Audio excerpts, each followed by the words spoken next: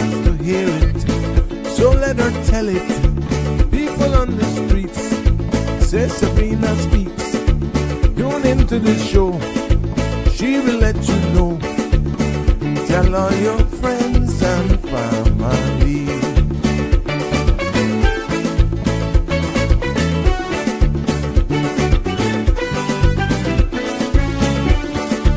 Real talk is no joke.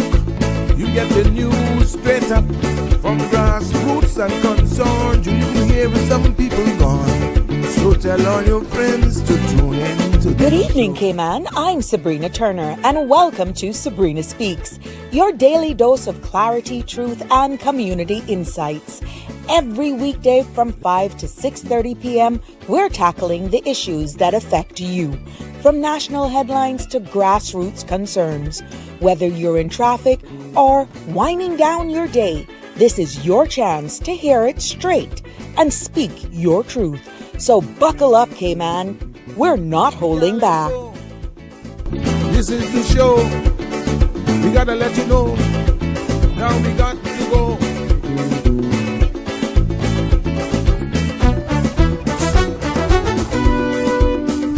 And now here's Sabrina. Well, good evening. Good evening, everybody. It is a pleasure to be back with you for another episode of Sabrina Speaks, the podcast. You're getting to know this very well. The podcast where voices rise, stories unfold, and inspiration takes center stage. I am your host, Sabrina, and it is a pleasure to be back with you on this Wednesday evening. I don't know about anywhere else, but I know it's raining here in Prospect.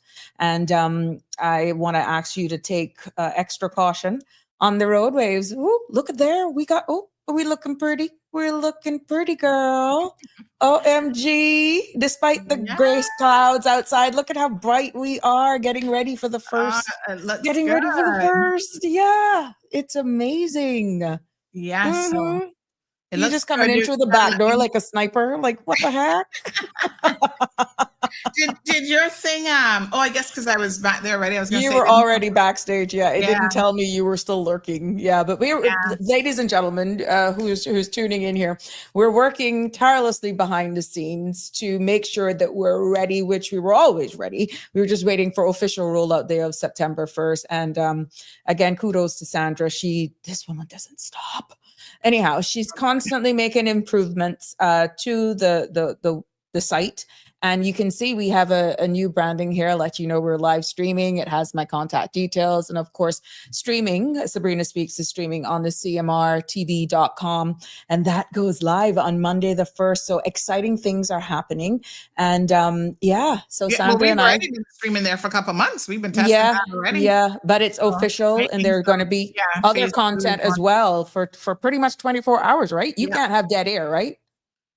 At this stage, possibly, but we're working out how when we get to the final stage, there won't be any. Oh, okay. Yeah. So all of this branding and all that good stuff. And I know you all have heard me talking about the back is going to change and I got my drapes. Well, look, I had the drapes for 2 weeks. I just wanted to roll out. Yeah, like that. I just wanted to do the installation over the weekend and do some changes a little bit to the back because of the color of the drapes that is going to be there. I don't want that to blend in and it's totally hidden. So I'm going to make some minor adjustments to the back so that when we come officially as of the 1st, you'll see some changes to the backdrop. So yeah.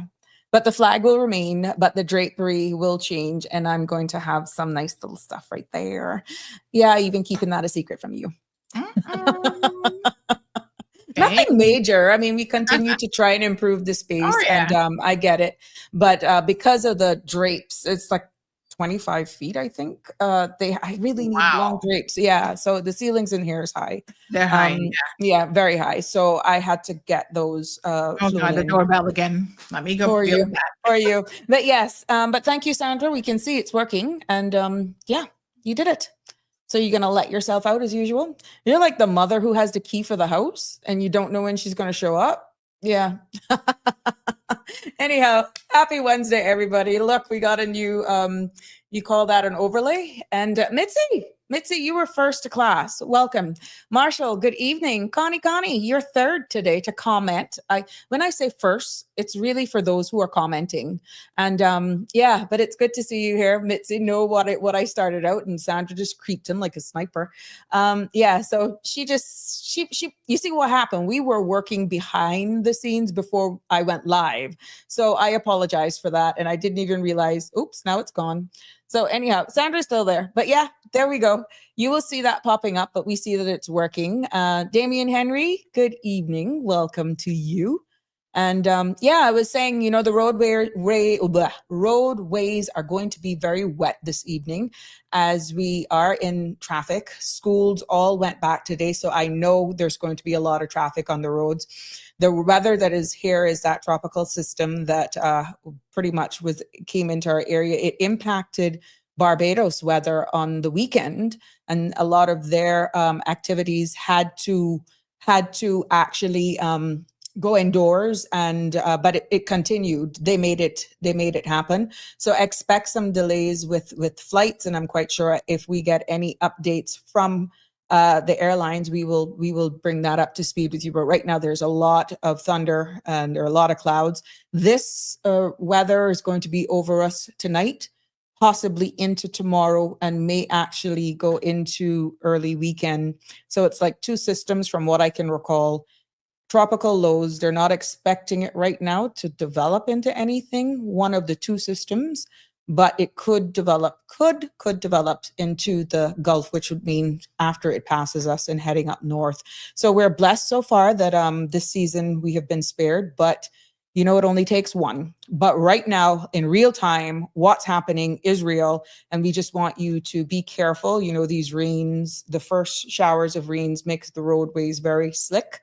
And it is peak traffic now. So I want to ask you to take special caution. But do care and pay attention on the roads. But yes, into the nitty gritty of things. If you're loving the content that is shared here in this place, please share and subscribe. Follow us as well so that you're not able to miss an episode. And we're streaming live on all CMR, Facebook, and YouTube, Instagram platforms. And you can also follow myself directly on YouTube at Sabrina Speaks. That's the @ Sabrina Speaks, the number 12. And also you can find me on Facebook, Sabrina Turner, and that's the one that says community activist. And I want to thank all of those who have already done that. So they're not missing an episode. But the number here is 936-8255 to join in on the discussions. And we're asking you we love your participation, but be cognizant that other people may actually be wanting to join in the conversation. So I don't mind if you have 2 questions, but the preambles don't help. It just makes sense to just get to your point out of respect for others. Now, once the phone lines are open, I welcome you, but just be cognizant of that, please, that others may be waiting. And I don't want to be rude, but I'm learning how to be polite in wrapping it up. But I do not want to discourage persons from engaging in this platform, but just be mindful that other persons are waiting. And if you could be as concise as possible so that we're able to field a lot more calls. But I want you to call in. I want you to engage. I want you to participate. Just bear in mind that there may be other persons as well trying to get through. Okay. But the content you're about to hear, including any discussions or opinions from myself or guests and or participants, are intended solely for general information and entertainment purposes. It is not the substitute for professional, legal, or medical, even financial advice. And I would like to encourage you to consult with a qualified professional for any specific concerns. Sabrina Speaks disclaims all liability for any decisions or actions taken in reliance on the information presented here. But yes, as people continue to build in this space, I hope you see what today's topic will be. And it's just me. I don't have anyone in studio with me. Sandra is behind the scenes because we continue to work to improve the space as we get ready for Monday, the 1st of September, as CMRTV.com rolls out officially. But I will be sharing, putting some spotlight on stories and complaints that have come to me by a number of individuals, and it's specifically in regards to the construction industry, how workers in that industry are being treated, and defining or hoping we can clear the air in being able to identify unscrupulous employers. And kudos for those who are following the books. But your participation is appreciated if you're someone who is subjected to whatever's going on in that particular industry, especially, or any industry. We're going to also share contact information for the Department of Pension and Labor and Pensions. And there is a confidential hotline as well that we will be sharing all of that information with you. But Ms. Marjorie, hi, it is a pleasure to have you with me again, as usual. Allow each person one call and time them also. I'm really hoping that I don't have to get to that, because really and truly, some of the information and some of the calls that I get is, once it's relevant and topical, unless it's an open mic segment, it warrants bringing it from a different perspective. But I do get what you're saying. And if it gets to that, I'd be more than happy to implement that system out of respect. You can see that I was going, that we're going into 7 o'clock. That's definitely practice for me. But what is key is that you stay with me. That is the key. Your engagement with me means that I'm actually bringing sound topics and we're able to exchange. I'm able to share information, and it's coming from an informed perspective, getting your views, which is always critical to the success of this platform. So I want to thank you all for your continued support, for all of the, even those who view after we have no longer streaming live. You're appreciated. And by all means, you're still free to comment, even if you come on after the fact. And you're feel free to send me a WhatsApp or an email. 9368255 is WhatsApp. And email Sabrina Speaks, the number 12 at gmail.com is the email officially for this show. So let's get right into it this evening, because I think that this is very important, and especially to the stories that have been shared directly to me, and even calls received. We may see, hi Lily, welcome. Hope you all are keeping dry. And if you're commuting and you're listening to us, not looking at the phone, that you're making sure that you're safe on the roads. But you know, when it comes to, hi Barbara G, and to everybody else, yeah. The sounds of progress, and when we look at the construction industry, the sound of progress in the Cayman Islands is definitely unmistakable.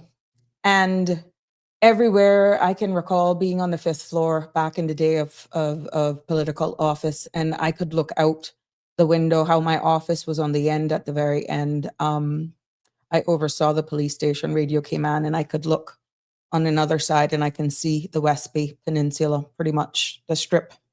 And for the amount of cranes, I can remember one time looking out and it must be about 5 or 6 cranes. And it was amazing as a child raising up in Georgetown, reminiscing on what the skyline looked like. But, you know, when you go out and you see those cranes, and my grandmother's property is still right next to 1 GT right now, literally butt and bind with 1 GT. So I know from when the groundbreaking happened to now that they're actually finishing the works right there, that has been this monster that has just happened in my grandmother's backyard. And when I say what I'm about to say, about the humming of the cranes, that's real. I understand the humming of the cranes, the rhythmic beats of the hammers and jackhammers, and the steady pour of concrete, and you hear those high machines. You know, it's the promise of, in this case, a new development, but in certain residential area, it's a promise of new homes and stunning resorts. And it's also the promise and growing and thriving of our economy. But as I described, our skyline is really a testament of the talent and dedication of countless men and women that comprises both of locals and expatriates as well. So these people actually work tirelessly to build our nation. And no matter what stage of a development project that these individuals come at, they are still the backbone of that industry. But what if, you know, I told you that even some of these workers based on stories that I'm aware of from my days of an enforcement officer investigating certain cases. And even now in this space, that people realize we are a platform to air what's out there. What if I told you that some of these workers, that these bright and new buildings cast a very dark shadow on what a life is in the day of somebody in the construction industry? And this afternoon, this episode, I would like to share some of the stories that have been shared with me, some that's happening as we speak, and get your feedback as well on some of the stories that have been shared, or that experiences that you know that that is happening to persons working in the construction industry, with hopes that this would be able to, what I would describe as, pull back a curtain on the side of that construction boom that few people want to talk about. And the reason being is that many of these persons who are adversely impacted by the behaviors of unscrupulous employers are those who are visiting our shores, skill sets are in low demand, and really they're taken advantage of.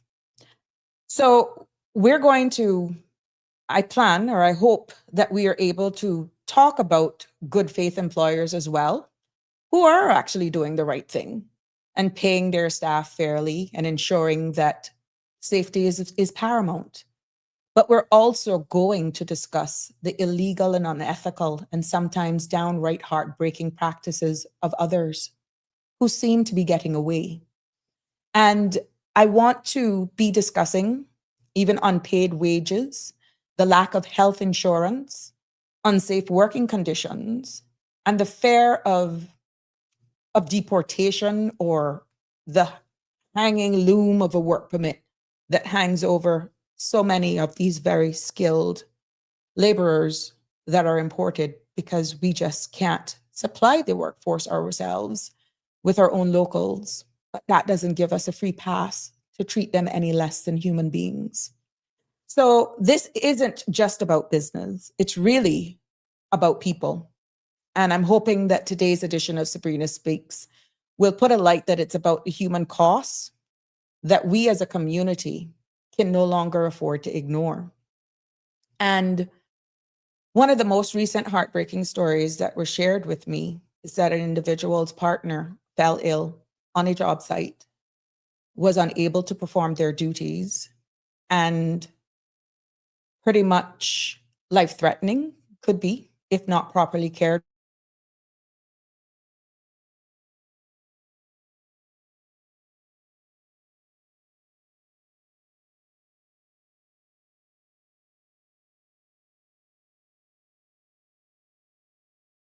You're hearing me? Yeah, there we go. The partner was unable to fly to go and be with the husband. What tore at my heart is because even though the partner was ill and could not attend work, the reason why the well partner could not leave work and go to be with their spouse is because if they don't work, they don't get paid. And I says, well, no, that doesn't make sense. You're entitled to compassionate leave, but then how are we going to pay rent? How are we going to pay the light? So my question then went on to what happened about a possible second opinion. Can't go because we've exhausted the insurance. And my partner wants to go back to work even though one is not well, because even though they're ill, their employer says, you don't get paid if you don't work. Now, this is not an individual who's on probation. This is someone who's on a work permit, who is ill, not following doctor's orders, not getting the proper care, could lead to death possibly on a job site. And I had to look at it. And I had to really, coupled by another call that I got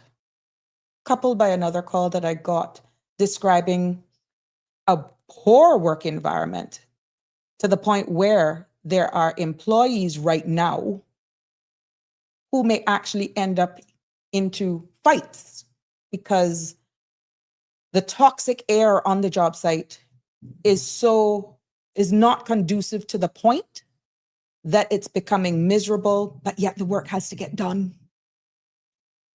And people may hear the term unscrupulous employer and don't even be able to identify it. But what does an unscrupulous employer look like in practice? An unscrupulous employer, if you don't understand it, is someone who pretty much failure to provide written employment contracts, non-payment of wages and overtime or holiday pay, illegal deductions from paychecks. And when I say illegal deductions, meaning they're deducting pension and you don't have no proof that they're paying pension, or likewise for medical. Also, failure to pay mandatory pension contributions is against the law. And unsafe working conditions and lack of personal protective equipment, these are all signs of unscrupulous employers. That another sign is threats of permit revocation. And like I said at the opening, deportation for workers if they complain. It is real. It is real out there.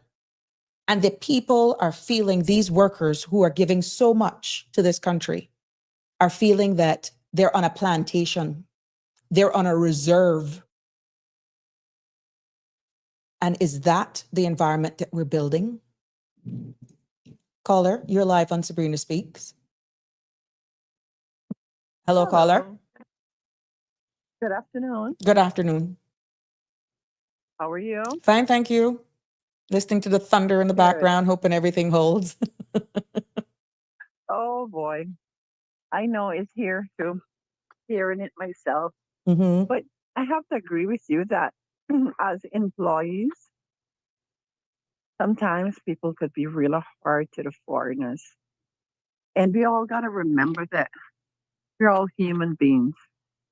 I know some that have come, and when they tell you a hard story, Mm-hmm. it pains my heart. And we as Caymanians, we never always had it. There were times that things were hard with us, and we were actually helped by other countries, by other people. And we wanted other people, to do good by us and our children. You can't have somebody working. Every year I make sure that I give my employees a little birthday, Mm-hmm. something for their birthday. Christmas, because, I'm a small company. I give them one week cake. And I will just go and buy lunch for maybe a week. We got to appreciate people. Because of people coming here, we have been able to live better life. Some of us that have businesses, Mm-hmm. we have better life today because of that. And I have to agree. And I pray that we all get to realize we need one another.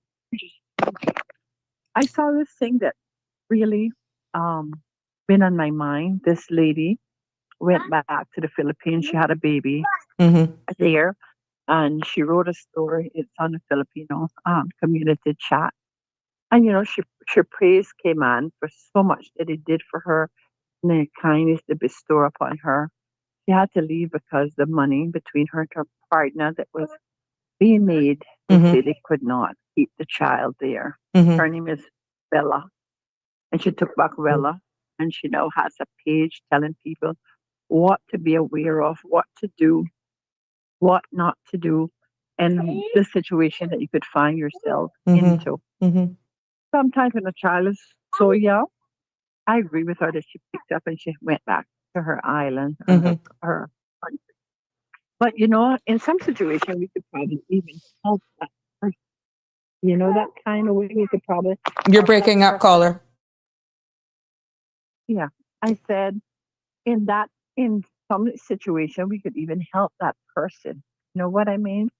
Like maybe say she works with me, I could probably say, okay, I could see if I could raise her pay if she's worth that or whatever, just to keep the baby a little longer. We know that they signed these contracts, but man, give her a little time, see if they could make up the money or whatever.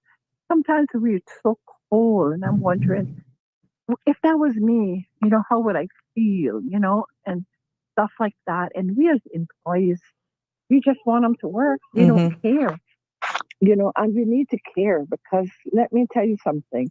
We don't know when the shoe will turn. We don't know when things will change. We don't know what tomorrow may bring. We don't know who we might need, which country, where we may have to go to. We don't stay stable. Today we're stable and tomorrow we're unstable. So I agree with you. And these things hurt your heart. There are people that will not go to the hospital if they have died. Will not go to the hospital has died. They tried to get a plane home. I remember that case, one. And that may be just one of these. Well, by the time she reached to Jamaica, she was dead. That should never happen. There are cases where there are persons who even go to the hospital and would prefer to be driven and don't even want to sit in a wheelchair because they're fearful that they're going to be charged for a wheelchair. Yes. I mean, when you're there supposed to be thinking, I'm here to get better, and you're worried about the type of insurance or the lack thereof, or you can't even go for a test because you've exhausted your SHIC plan, the basic plan, and you have no other way of diagnostic or access to diagnostic treatment. And then not only that, it's legitimate that you are not well, you are not on probation, but your employer says, I'm not paying you, you don't work, you don't get pay. Yet that's what's not declared on work permits. You declare on a work permit that you get, be it $10 an hour, but there are actual legislation in the Cayman Islands that governs you paying someone sick leave. There's the Labor Act of 2021 revision that is there. There's also for safety and occupational safety and health in the construction industry. That's the labor and occupational. So there's legislation. And then there's also the pensions law and the health insurance law. So for it just hurt my heart, like you said. There's so many laws, but are they being carried out? And sometimes the people don't know they're right. And this is the next thing. I think that they need to learn their right when they come into a country, even though they're on a work permit. I had one that came, and it looked like she came sick. I don't know if she knew to take care of my mom. She dropped down the second that she came to work, and she didn't tell me. So when she dropped down, I saw it. Somebody that lived around there said, but I saw her drop down the other day. This is just to tell you that the way that needs the help. I said to her, we haven't even gotten insurance yet, but you cannot. We have to go to the hospital. They're scared. I took her to the hospital. As a matter of fact, I called the ambulance because I didn't know how bad she was because I was around there crying with her and she was gasping for breath. So I didn't want to take the chance and move her. So I called the ambulance for her. I went to the hospital and signed. This is just last year or a year. Yes, last year. I went to the hospital and I signed that I would pay the bill. It just came and didn't have the insurance and I would have to pay the bill. Because I couldn't stay there and make the woman die. And, she got her kids and we don't know. Some of us don't want to take no responsibility, but we would want someone to take that responsibility. But I said to her, you seem to be ill. So what I think you should do is, get yourself looked after, maybe go back home because, my mom is elder and I can't have you to, I didn't let her go just because she was sick, but I need her to be able to function with her job to work and help my mom. So then I tell her that. I said, you need to look after yourself. I think you need to. But the point is, I make sure that she got the medical help she needs. I stand responsible. But you're one of the good ones, Caller. You're one of the good employers. I mean, the health and the risks of just working on a construction site. And I'm not so sure if you're seeing, but we have some comments on up here from a number of our people and that are commenters. And one is saying, Oh, I want it to be heard by the public that Cayman Brack High School is being mistreated bad. And then another one is the workers that are working here that leave our families and kids back home in Grand to make the sacrifice to come on work and to work on and build. So this was one of the most recent calls that I got that actually sparked this conversation today, because I'm hearing more and more, not only there, more and more complaints about this that is resurfacing. And as you rightfully alluded to, some of the people who are working in the industry are not aware of their rights. We brought up this conversation even with the Department of Labor and Pensions, and I'm going to share it with us here. The confidential hotline, should persons actually feel that they are being mistreated, I'm going to share it.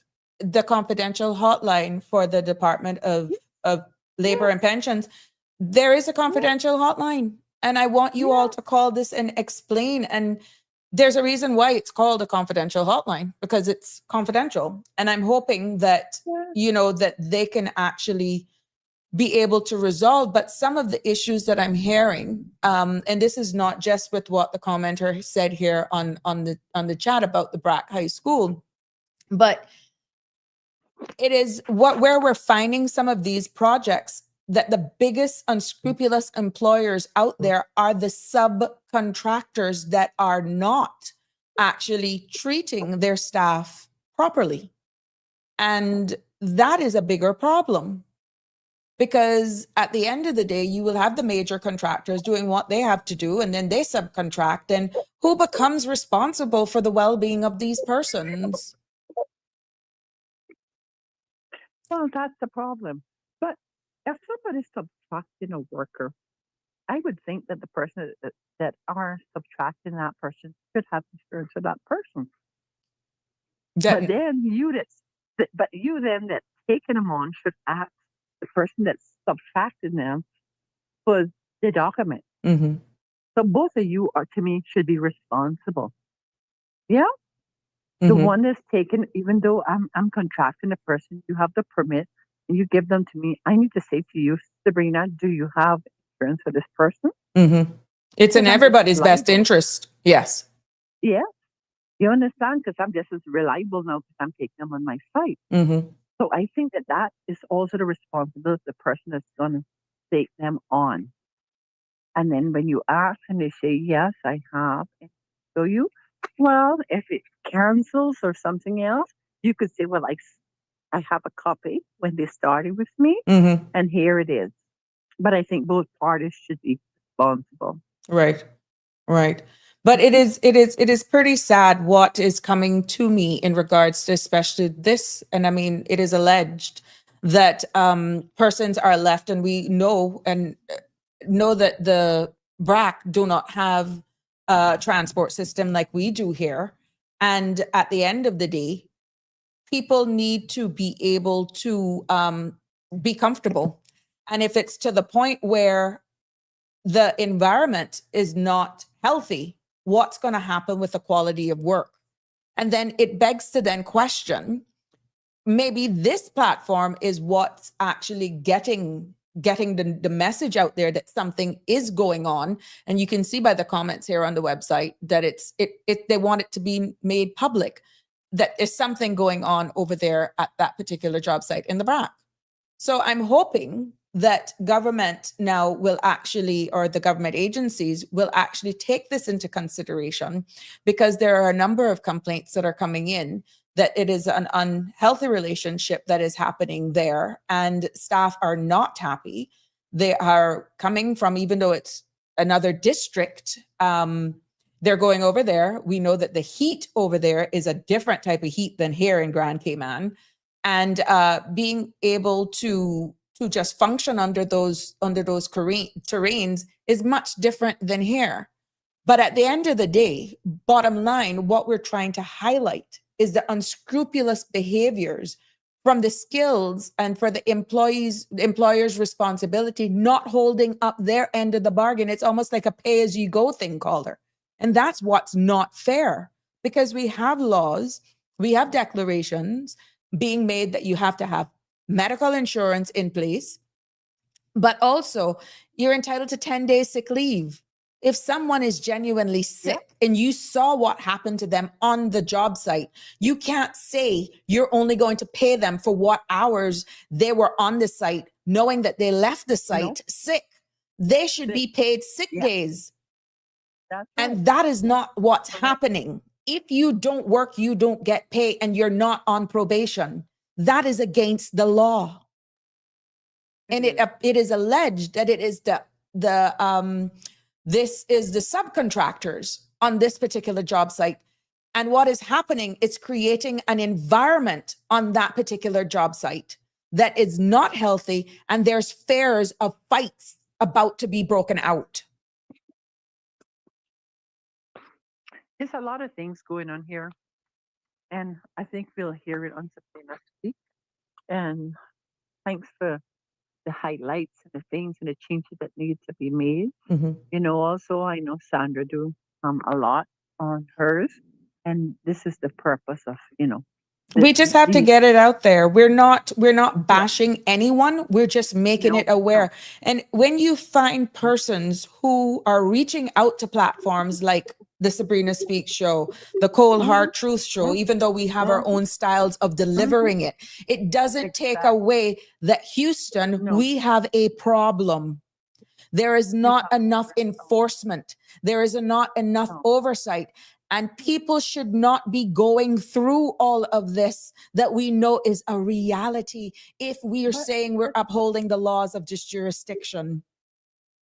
But Sabrina, I know guys that came to me. So some of these people that work in immigration and some of the different places that should be looking after the people, they're the problem. Some of the people.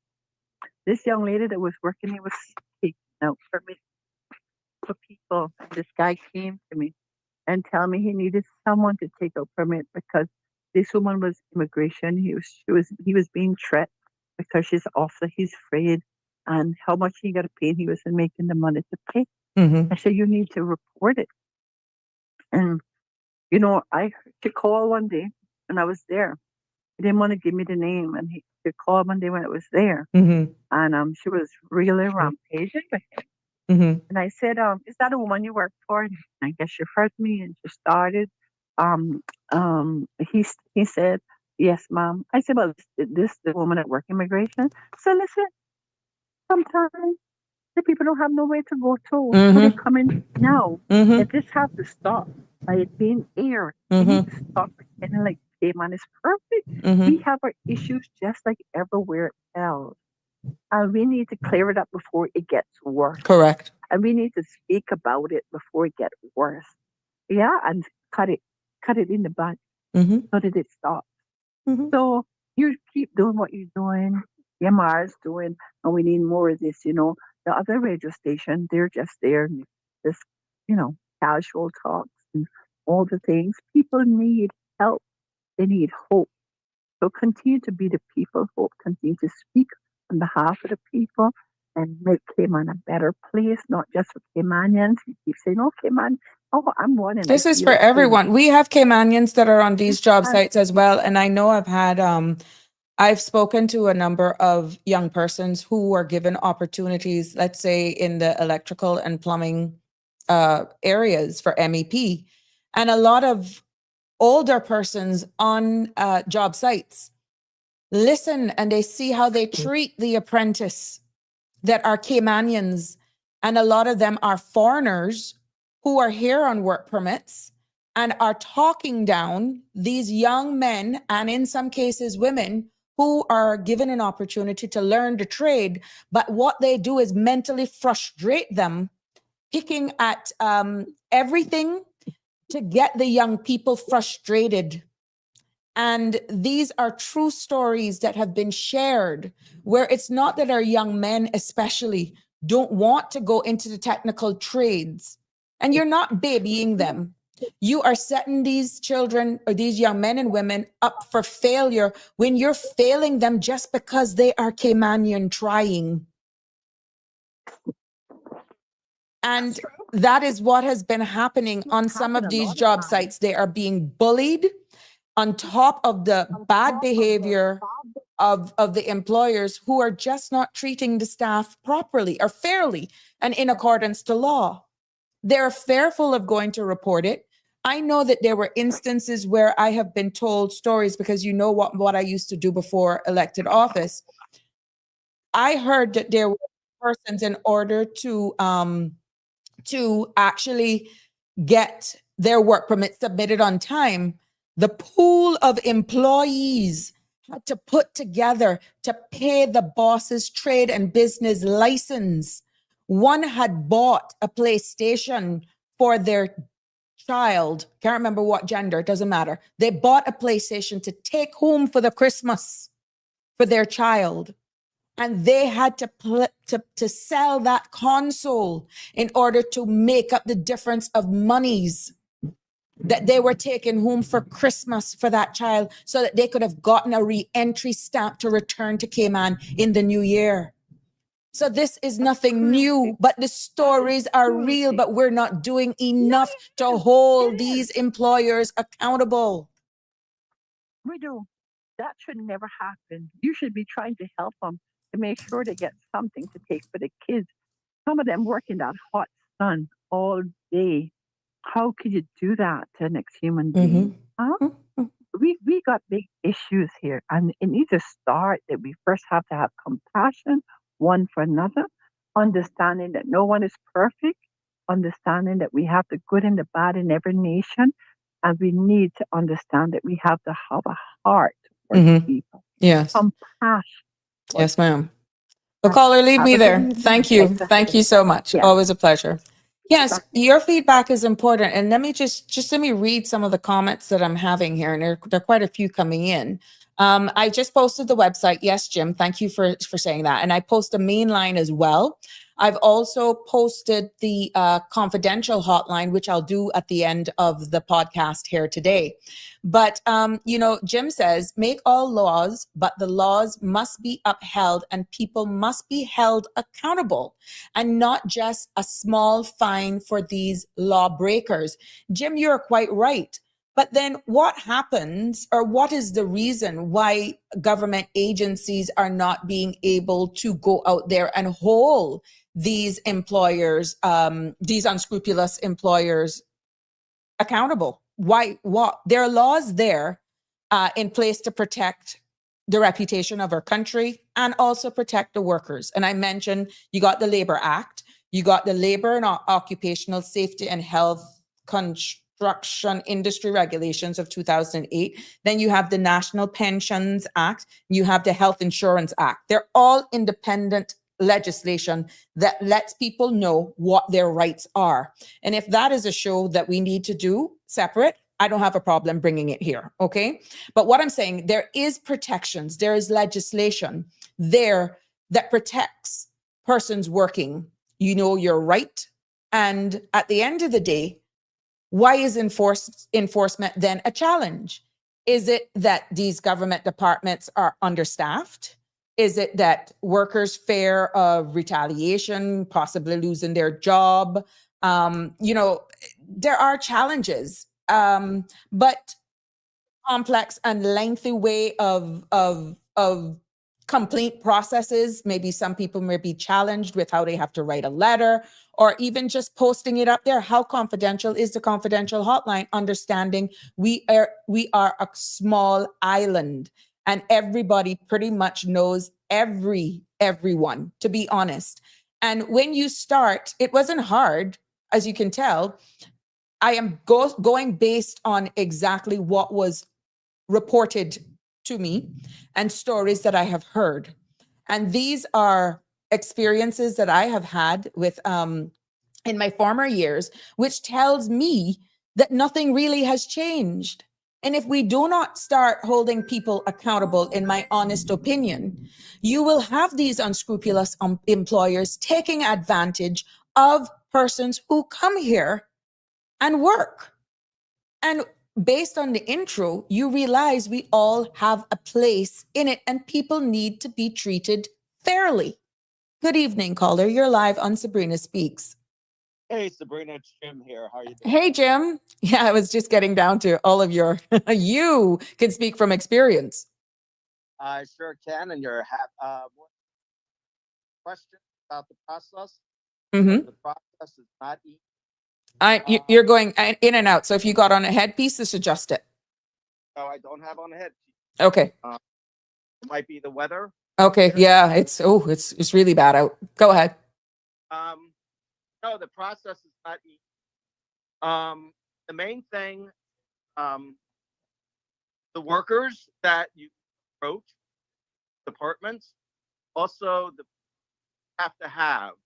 If you're just going to verbally, Jim, it's like every other word you're going in and out. It's almost like you're not speaking directly into your phone, because I have my volume here turned right up.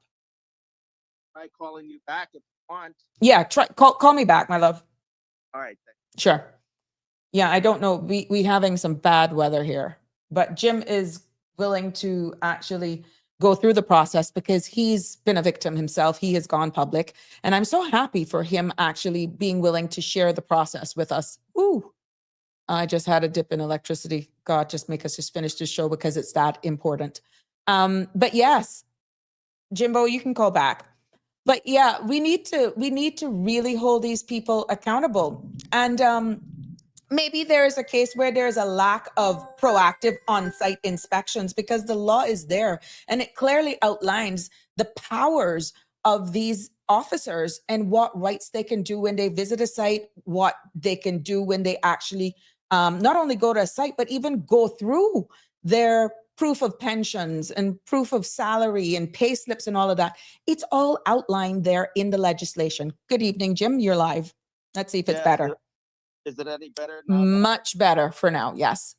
Okay. All right. Yes. It's the whole process.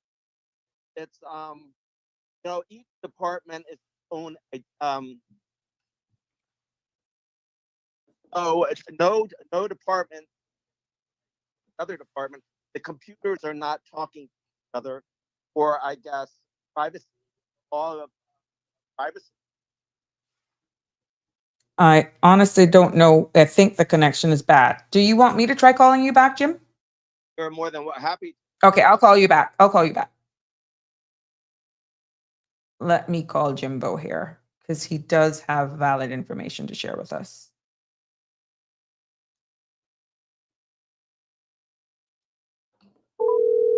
There we go. Let's hope that's better.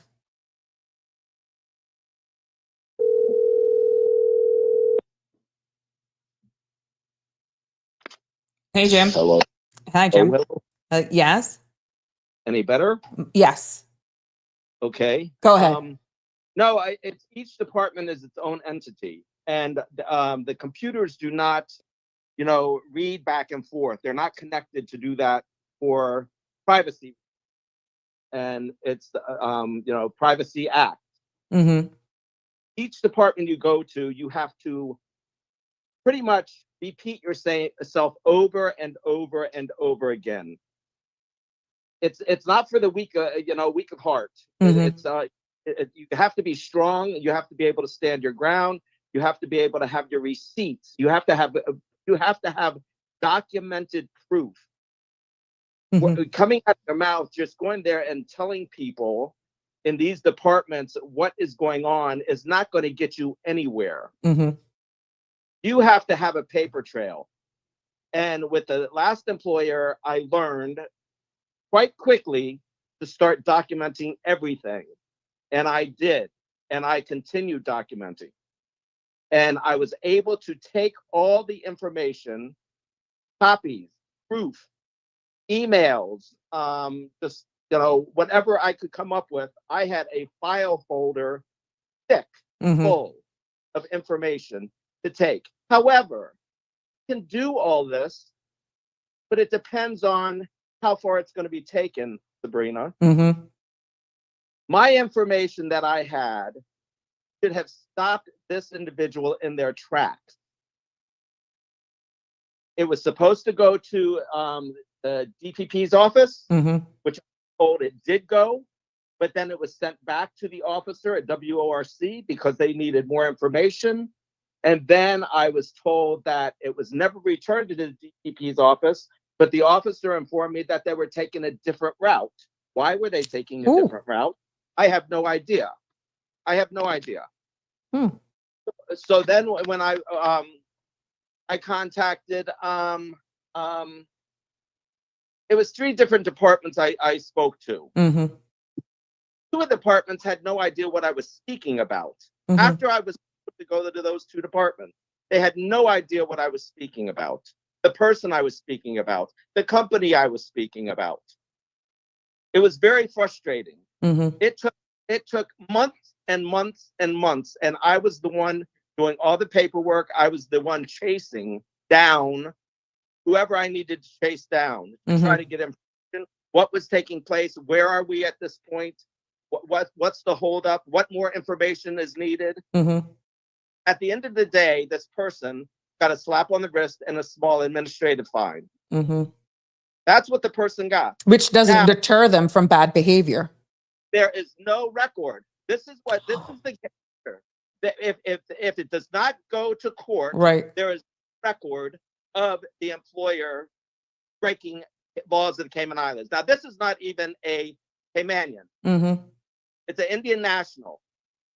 Whether or not he's got his Cayman status now, he says he does. I have no idea. I can't get that. And I reached out to try to find out what do I have to do to see if this person has status or not. Mm-hmm. But the abuse that goes on, and it's not just with this one individual. I know of several individuals, employers, that are abusing their employees still to this day. Mm-hmm. And I'm irate by it. It's very, very upsetting that anybody, because I wasn't doing this for myself. Right. When I put in this information about this employer, I was doing it for all the employees. And I said to the employees, I will fight tooth and nail. I am not afraid of this individual. I begged this man to come using man is a lightly too, because he's no man in my eyes. I begged him to come and face me face to face, man to man, and he would not show his face for months. And to this day, and I even said on the show, it's on CMR, to this day, I still have not seen this man face to face. Oh, wow. That's since 2024, the end of March. Because he hides. He's not only hidden from me, he's hidden from another employee's husband who's Caymanian, who wanted to see him face to face, and he hides from other people. And this is the type of people that are here in Cayman. Not only Caymanians, I know there's a few Caymanian employers, but these people that come here from other countries and think that they can do what they do to employees is outrageous, and it has to stop. I don't know what we have to do. I don't know who we have to speak to. I don't know what laws have to be changed, but something has to change. Well, first we have to empower the workers. And as you rightfully did, you did everything right. You documented everything. You obviously have some insight of knowing what your rights are with the necessary laws that are here. You knew exactly where to report it. You went through the right process, but then it looks as though the system, the process failed you. What we need to then look at is where is the breakdown from within? Because, go ahead. Let me see. When I went to the Department of Labor, that was one of the first places I went to.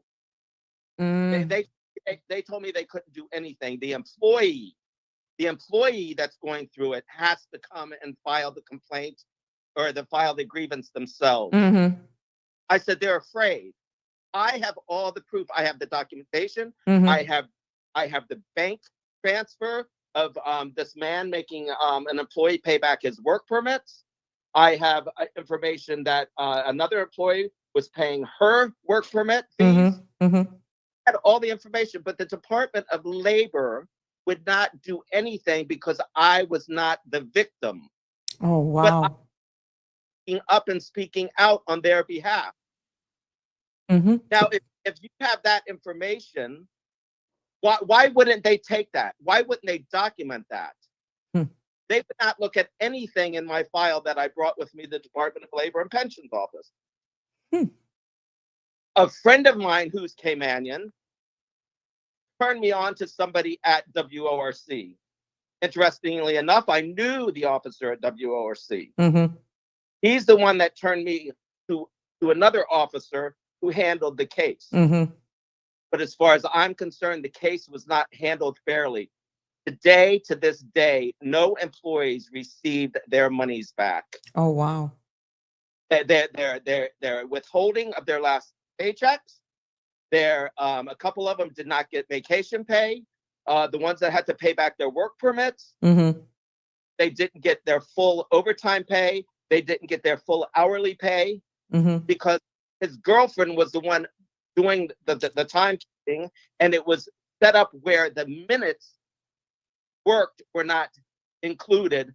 So after 2 weeks, those minutes add up to hours, and they weren't paid those minutes. OMG. And this was going on, and it's been going on and on for I don't know how many years Mm-hmm. that he's been running business.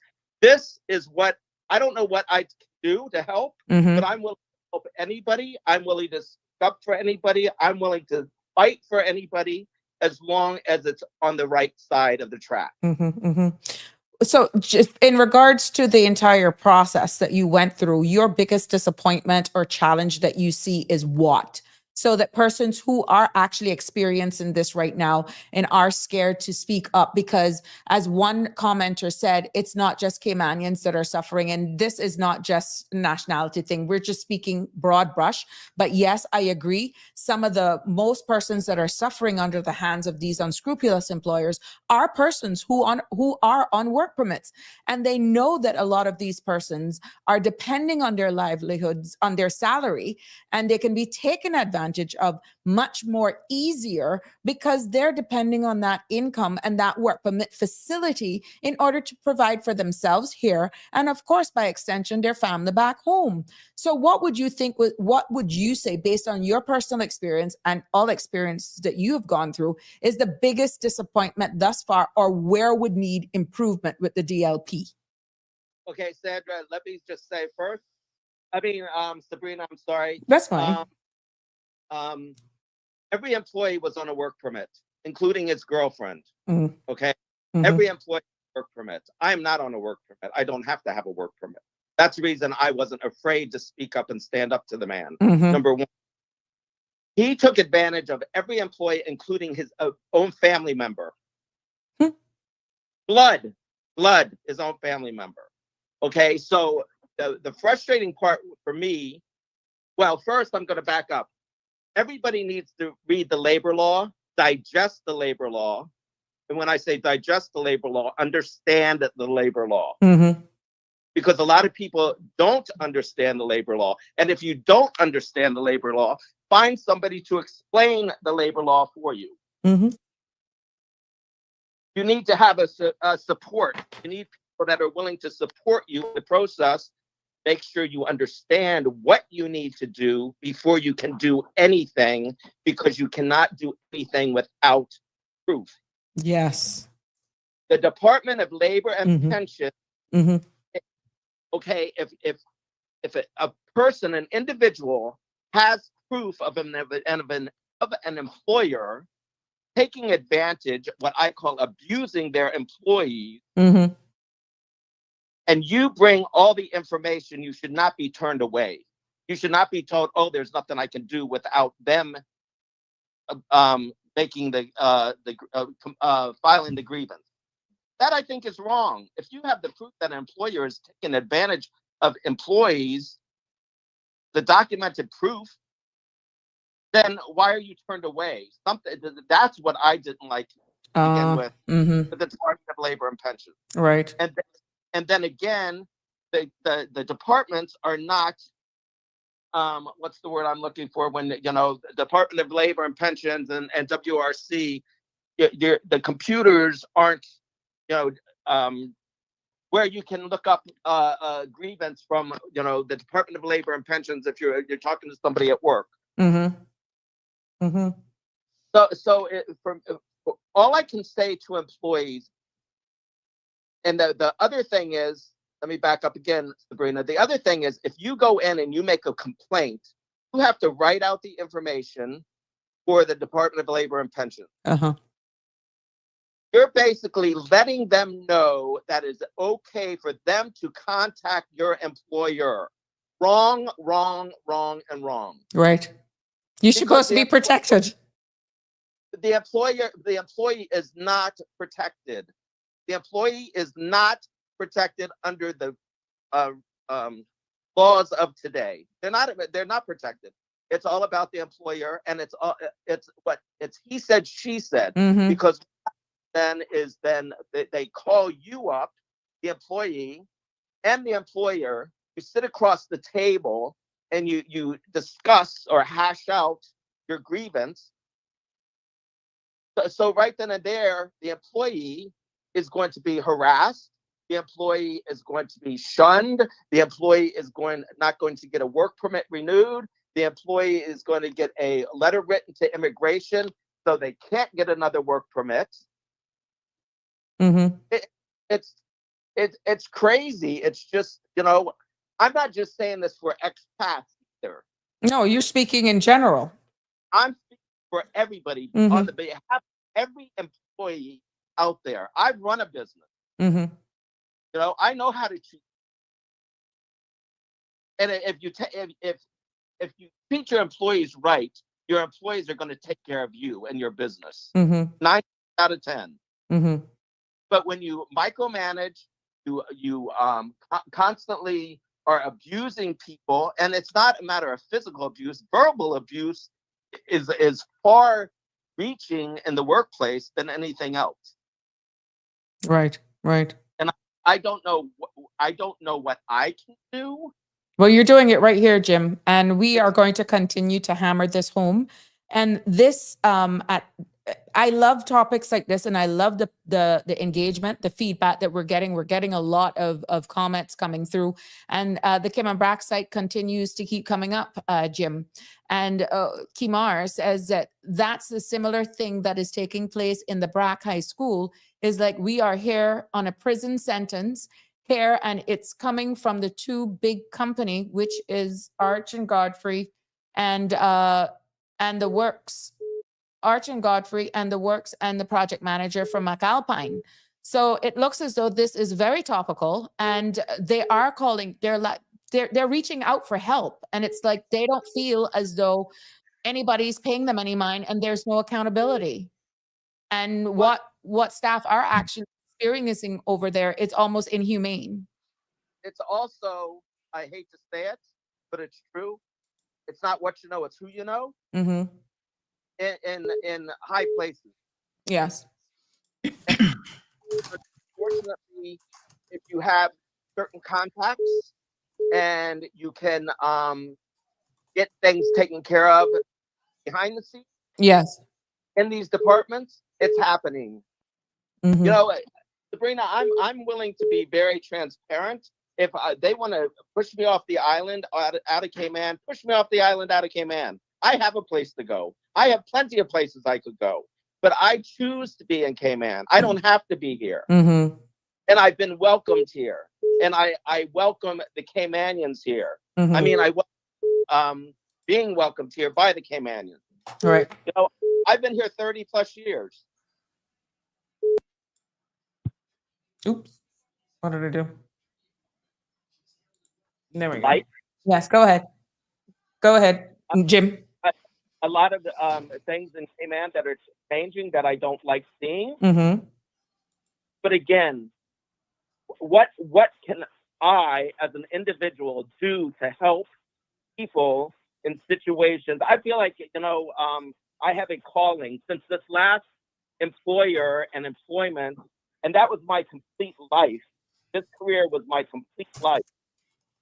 And this one individual tried to screw it up for me in the industry. Thankfully, I've known the people long enough that he didn't get away with anything trying to attack my character. Mm-hmm. Mm-hmm. But I feel now I am here to do something. And you're doing it. And we thank you for sharing, to be honest. To help people in these positions. Yes. But again, they need to get to the revised labor law, read it, understand it, make copies of everything. You have to have a receipt. Mm-hmm. Plenty of receipts, and the more receipts you have, the better off you are. Right. And if the employer tells you something, ask them, may I have it in writing? Mm-hmm. Yeah. So you have proof. Don't believe anybody, when they speak anymore. You can't believe anybody when they speak anymore. You have to have a paper trail, and that's what a lot of people are lacking. And yeah, so the key here for the workers who actually building a case, they need to keep a detailed log of, like in this case, for hours if they're being screwed over with not being paid the right thing, and save all communications, including pay stubs and written contracts and so forth, especially during the time that they're sick, especially if they get a doctor's note. And then compare their pay slips with that.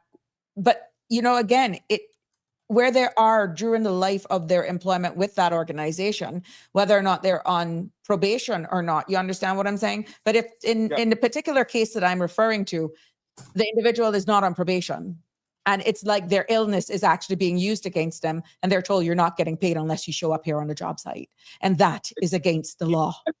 You have personal time. That's against the law. That's the law. I even have personal time because it's banned with. Yeah. Can I jump in quickly, Sabrina? Sure. Hello. Speaking of the Bronx School, I just wanted to provide, by way of an announcement, that tomorrow the government is actually having a press briefing. Not tomorrow, my apologies, Friday. They're having a press briefing at 11 o'clock on the Cayman Bronx School, and it's going to be an update. So perhaps everyone can tune in. We'll certainly be streaming that on CMR. So if everyone wants to tune in, if they will be taking questions, I won't be here, but Sabrina, perhaps you can feel free to jump in on the Zoom call and ask the question about reports of serious labor breaches and labor complaints, and who is actually overseeing that. Okay. Yeah. Just wanted to say that, but I've been listening very, very intently to the show for sure. Yeah. Thank you. Thank you. Yeah. So yeah, that's an excellent idea, and I'll definitely be listening in. And if they allow questions, as Sandra said, then we can definitely put this up. But yeah, Jim, leave me there. I have another caller on hold, but thank you so much. And go ahead. Let me just say this, Sabrina. You have to make sure that the employer is providing those pay slips. You have to make sure you have a contract. You have to make sure you have all this stuff that you're supposed to have in place when you begin a job and while you're working for the employer, because this employer that I'm speaking of didn't do any of that. Mm-hmm. And that's right there in contravention of the law. That's a breach of the law. That's why I'm saying it says it in the law, the responsibility of an employer and how their bookkeeping and all of that sort of stuff is there. So yeah. And by the labor law, why did he only get a slap on the wrist and a small fine? This should have been taken out of business and never be granted another business license. That's what should have happened to him. Right. But it didn't. And again, there's no record of it. So if he's filing for status, or if he's gotten status, no record of his scrupulous business practices was even showing. Right. So, all right. Thank you very much. Thank you. Definitely. No, anytime. I mean, I'm hoping that people can understand that you're an advocate for this, just like we are here.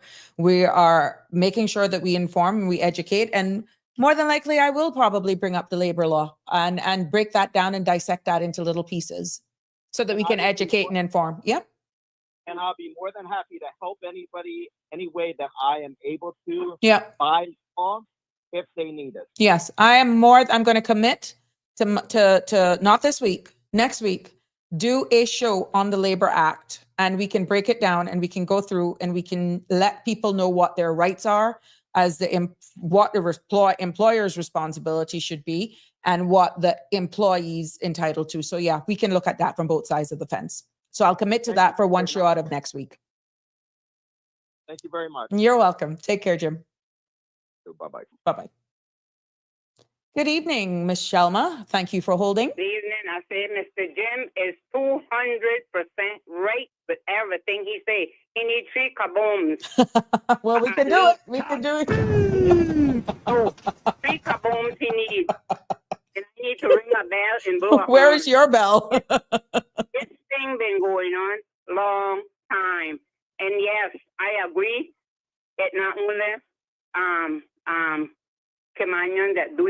people, but it's some expats that come here that get papers too. Because I speak of a certain person that was doing my yard, and he is a foreigner.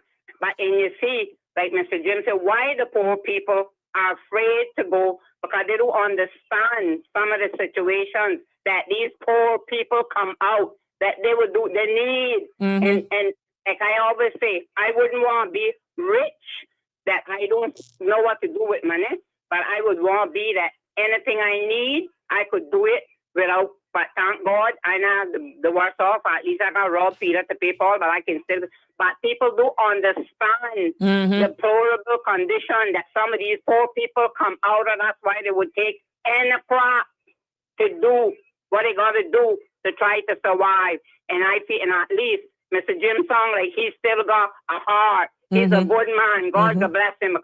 I feel the same way he feels, because sometimes when I see some advantages taken, I say, God, people got a black heart, a daughter heart, because I know like that. And I can give one little situation. The guy that used to do my yard first, he is a nationality. I'm not going to call on him, but them guys he had were good guys, because one of them still here. And I give him recommendation. He working with another gardening company.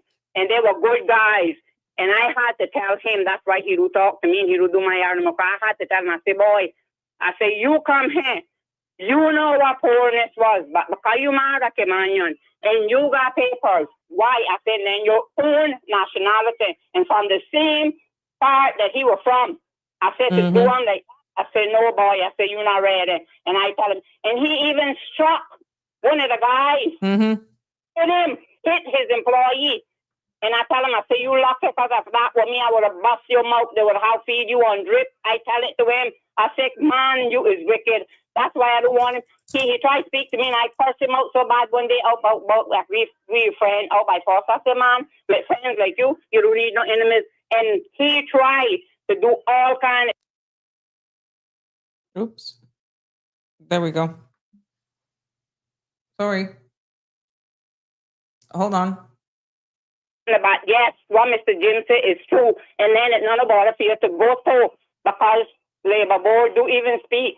And then stuff, like how he said it wouldn't give him no information on nothing, and he had proof. Things that they should give information on, they won't give. And then other things that they should keep private and confidential, they're willing to give it. So, and now what you know is who know you. These things are going on long time, and that's the thing that hurts my heart. That hurts my heart. Well, we're hoping that today, airing it here, and persons will, once we share the information, they will get the strength. Some of the employees sometimes. Yeah. Employers are, some of them are real, but not everybody. Like they say, it's good and bad in every nation. But plenty of people, I know plenty of people, because plenty of them come crying to me, going home with hardship, and they do them all kind of things, and they're making them pay for a permit, which that's not true, not shouldn't be, and taking up all kind of money out their thing, and some of them working for peanut money. Trying to hard to buy peanut. I guess that peanut expensive now too. But the sad thing is, and I think everybody's human. Everybody, like you said, everybody got to eat yesterday. And yes, and everybody loved ones is precious to them. So it should be something. What good goose should be good for the gander. It shouldn't be a one-way street. It should be a street. They're doing plenty of people suffering wrong. But I keep saying, Lord, I'm glad when I come here. I never had to go through that. Let me tell you, when I come here, I was so good that Mr. Boss stopped. I didn't even have to get a permit. He told me just go work wherever you can find a job, but just make me know where you were working. And I never had no people to treat me like that.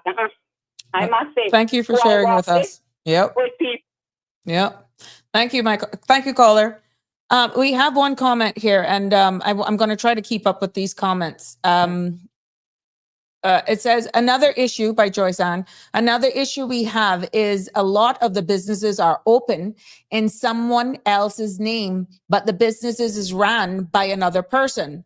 They bring persons from their countries to take out work permits, and that person runs the business.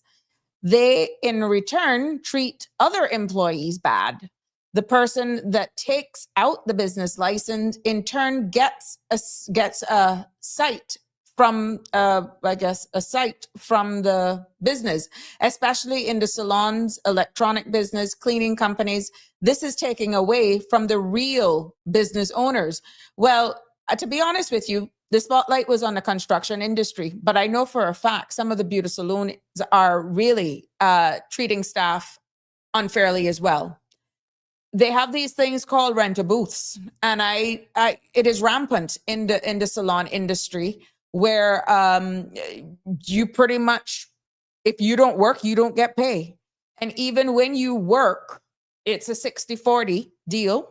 You get 60% goes to the employer, 40% goes to the employee. But if the employee does not have any customers, then guess what? The employee goes home with nothing. And that is something as well that is rampant in the salons. And that's from hair straight to nails. And I'm glad you brought that up, because this is something that is rampant out here. And it is not a secret. But these people who come here to look a better living, and they're just taken advantage of by their employers, which means that what they're declaring on their work permits are not true. That's something else as well. So the only way of us being able to police this, set aside for employees who are scared to speak out, because as what was described here, with how the Department of Labor and Pensions, it is said by you who have participated, how they're treating people probably needs to change. And the more we can educate you here on this platform, the more informed and prepared that you can also be. And I'm hoping that that will build your confidence then to trust the system and the process. But what happens, as Jim alluded to, when you do it all right, and it's as though the very same system that is there to hold people accountable protects those who are in breach of laws. And Joyce Ann also says this is happening in the gardening companies as well. So Denver weighs in on the comment about the salons. Many of those beauty salons should be shut down. I believe MP Michael Miles working on such. Well, whoever is working on it, we need accountability. We need accountability from anybody to make sure that it stops. And this is why I think it is important to actually highlight the labor law, to let you know what the responsibilities are of your employer. That's the first thing. You need to know what your employer is responsible for in accordance to law. And when I started, I stated, what does an unscrupulous employer look like? And I said, they look like this. If they fail to provide written employment contracts, so your contract is not your approved work permit. No, that's a license by the government of the Cayman Islands to say that you have a legal work permit facility so that you can engage in gainful occupation in this country, meaning you can work for that company, that employer, and it's agreed what is declared on that application form that you take home as a salary. When you and your employer sign that work permit application form for the submission to government, that is your declaration that it is agreed between you, the employee, and the employer that everything that they have outlined on the employer side that will have pension and salary especially, and medical insurance is going to be fulfilled. For the industry, as we're alluding to, where we're talking about the gardeners and the beauticians and the nail techs and all of those persons, if you sign an application form, and on that application form says you are going home, just pulling a number out of the hat, with $1,200 a month, unless it's approved by the Labor and Pensions Department that you work for anything other than what is declared on that application form, your employer is in breach of the law. You should be able to show pay slips where whether or not you have a customer for a week or 2 weeks, that you go home with at least per month what is declared on that work permit application form. If the terms and conditions of what was declared on that work permit application form differs in reality, you have a case. So when you get those application forms for work permits and they say just sign the employer side, it's okay. Part 2 for the employer, that's all right. I will fill that out afterwards. Red flag. You want to see what is being declared on the employer side too, because there's a portion on that work permit form that both you and the employer signatures are on the same page. I almost want to feel like Sandra now. Students, listen up.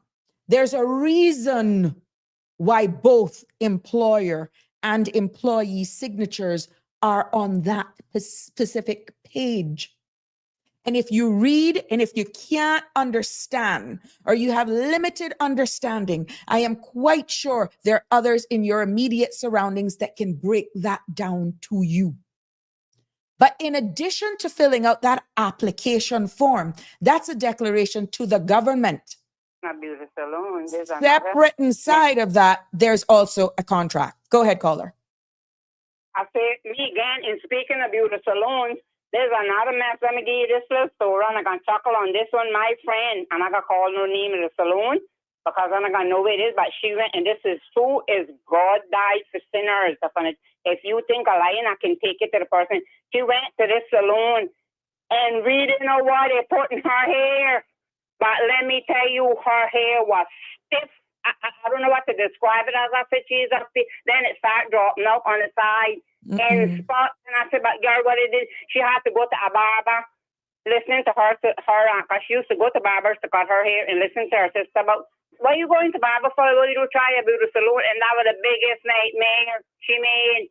And then she had to go to a barber and cut her hair off, bob it like man. And that spot, I didn't know what was they put in her hair, but that spot, you would have still feel it stiff. It was hard. I used to touch it and laugh her. Then I used to go to just tease her. So they need to check them too. And yes, Joyce answered about in the gardening, well, the gardening service was who I was speaking to. And they still, and they got plenty of work when they started. They had my yard. They had my mother-in-law yard. They had my sister-in-law yard. They had Roderick yard down here. They had James yard. All of them yards they get through me. And that's how he treat them guys.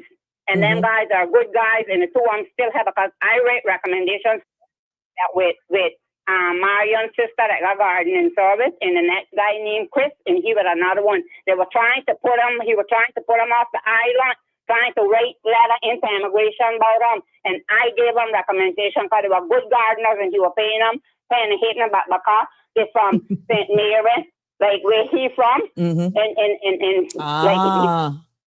I call in the name now, but in the person, by how he married to Cayman, he actually was married to one and divorced her and married another one, but because he got started, that's how he was treating his own St. Mary like dog, like dirt, like crap. Right. Yep. And that is true. I'm not going to lie, that is true. And about that, think I lie, I can bring the guys to the still. And actually, one of them guys tell me, or two of them, anything that they see me on the road, and I got bags, or they called me mommy. They thank me for how I helped them, because if I left him, the immigration would probably believe him, because none of us to go to labor immigration and just like on I say, it's not who you know, it's who know you. Yeah. And this one this school and then they pull in this string and the next one pull in the next string, and I just saw it go favoritism. Things can be bought in the island. Thank you, caller. Thank you for that.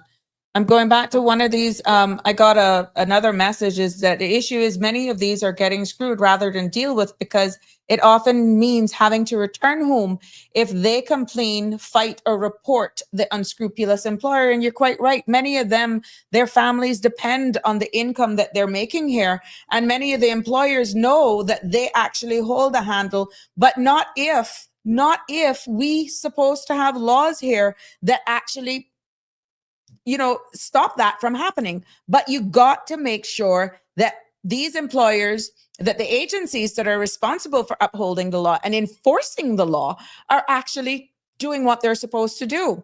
Another comment here is a next thing, persons will approach you to take out work permits and they pay for it. I let them know that I don't do such a thing as that. These are things, causes crime when there is no work. You're quite right, Ms. Joyce-Ann. You have employees who find themselves either that they got a work permit to initially get them entry into the Cayman Islands, and then for whatever reason, they can't continue their employment, but they're already here. They will actually go around as their own employment agent and try to source persons out who could take out work permits for them. But the trade-off is, because they're so grateful for you as a potential employer, willing to take on the liability, because it is a liability for everybody who has. And I don't think employers understand that, the liability that you take on when you employ someone by way of a work permit. That can be from a gardener, a nanny, a caregiver, a domestic helper, a construction worker in a limited liability company. Worse, if you're a sole trader. If you are a sole trader, you are taking on personal liability for every person that you have working under your trade and business license. Let me break that down. If I have a construction company that is called Sabrina's Building More, whatever, and it is Sabrina Turner trading as ABC Construction. Because I am a sole trader, I'm a sole trader, and I take out work permits as a sole trader, not a limited liability company. Do you realize that for every work permit granted under me as a sole trader, that I have taken on personal responsibility for every work permit holder that I have under that trade and business license? You may ask, what does that mean? It means even when you are not doing my duty, even when you are off duty, as my employee, I am responsible for you on that approved work permit. So you go out, you get injured, you go shopping, you get knocked down, I am responsible for you. You go out on a boat cruise, can't swim, and you drown, I'm responsible for repatriating your body back home. It's no different if I was a limited liability company. Once that company is the holder of your work permit, whether or not you're on or off duty, you become the liability of your employer, whether or not you're on or off duty. Let that sink in. So for all of you bad actors as employers out there, even if you do not pay, which you are in breach of the law, for those persons working for you, as long as you are the holder of their work permit, be it friend or foe, you are legally responsible for that individual. And guess what? If I like you because you're my friend, and I take out a work permit for you just to help you out, but you go out there and you freelance at my expense, and the relationship between me and you break down and I cancel your work permit, do you know under legislation, it should be my responsibility to make sure that you exit this country, because guess what? Your last point of employment would be with me. Again, let that sink in. There is actually, and I found here while I was listening to Miss Shelma, there is a dissatisfaction of service complete form link that is actually under the Department of Labor and Pensions website, and I will post it here. It's not a link per se. It comes out with a whole heap of codes. I'm going to paste it here. If you have dealt with the DLP, the Department of Labor and Pensions, and you're not satisfied with the level of service that you have gotten, this is the form. Here we go again, Jim, a form that you fill out to cast or to make a complaint. It's uploading. And I got that straight from the Department of Labor and Pensions website. So their website is there. It's under the Cayman Islands government. It's the Department of Labor and Pension. And I know that's a whole heap, but that's supposed to be a live link that should actually bring you to a form. And it needs like a token from what I'm understanding. But this again, ladies and gentlemen, or students for this space, is why we're saying that it's so cumbersome. And some actually say, but Miss Sabrina, it is so frustrating. It is like they frustrate the system. It's like they make the system so complex that it turns me off from even wanting to go to complain. And that shouldn't be. You should be included or accommodated for once you have a legitimate complaint. But again, we understand that a lot of you are fearful to complain or to make complaints even when you have the right of law in your hand, because your lights, your rent depends on what little shillings, what little crumbs you actually get. But I am here to tell you that if you're on a work permit, you have the right to ask for a copy of your application and look at part 2 of the application form and see what was declared as your salary, be it bi-weekly, meaning every 2 weeks, per month, per hour. And that is what you should be going home with. Any other agreements made, both of you as employer and more so the employee, are in breach of the laws of the Cayman Islands. But I understand a lot of you are placed in unfortunate positions, but it speaks a lot about this jurisdiction when we know that this is happening and people are fearful of going to one of the very own government agencies that are there to uphold the laws of this jurisdiction, and people are not feeling that they're satisfied with the level of service and confidentiality that they're being handled, how they're being handled. There's no dignity. People are feeling there's no confidentiality. And what was described by contributors calling into the show, that you're actually turned away in some cases. That is not who we are. That is not what is being projected based on the services that are provided by the Cayman Islands government. And that is the operational arm that I'm referring to. That is not who we are.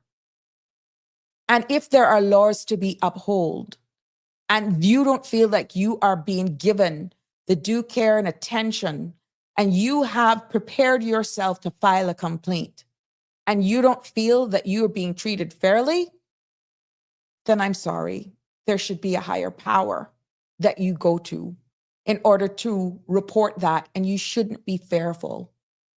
And it saddens me to know that some of these stories that I have been able to shed a light on today has been going on for years, over 2 decades. I started back in immigration in 1994, and I ran my own independent business, which I've always dealt with the employers, but some of the stories that you hear in hindsight afterwards, it's just heart-wrenching. It's really heartbreaking. Denver Douglas is saying, and that's a huge issue with the liability of companies. They fire people leave jobs, and they're responsible for their repatriation when services is terminated. And you know what, Denver, you're quite right. And even if you terminate them, as long as they remain here until they get another work permit, their previous employer is responsible for them. Oh, yeah. Remember back in the day, they used to have the repatriation fee on a work permit that was based on where you came from, that should have been able to cover a ticket to repatriate you back home. That's no more. The repatriation fee is one and same for all nationalities. Doesn't matter where you're from. And that's something too in the great immigration reform that needs to be looked at. And Okay. be real with what these repatriation fees should be. Because I can remember back in the day, if you were hiring, for example, a Filipino national, the repatriation fee for that nationality was like $2,000. Jamaica, because of the close proximity, was $150. But then that got diluted down because they were cheaper labor. And look at where we are now. Caller, you're free to call back unless I hit the nail on the head there for you, which would be a silver, I saw the future, did I? But yeah, so these are some of the things with the great reform that we're planning that needs to be looked at. Because if we're talking about it, let's be real. Understanding the responsibility of an employer applying for a work permit, they're responsible for the repatriation, be it you are alive and you can't find a job, or God forbid, you have to be sent back home to your family, your remains.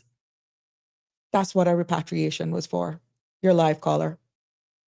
Hey, Sabrina, it's Jim again. Hey, Jimbo. I wanted to say this is another thing that was concerning to what they're talking about, changing the labor law for employees when it's not going to be where you can just up and leave a job. You're locked in. Is the abuse. What do these people do if they do change that law? What do employees do? Public discussion. I love it. Yeah. They're stuck. Yeah. They're stuck where they have to leave and they have to quit and return to their homeland.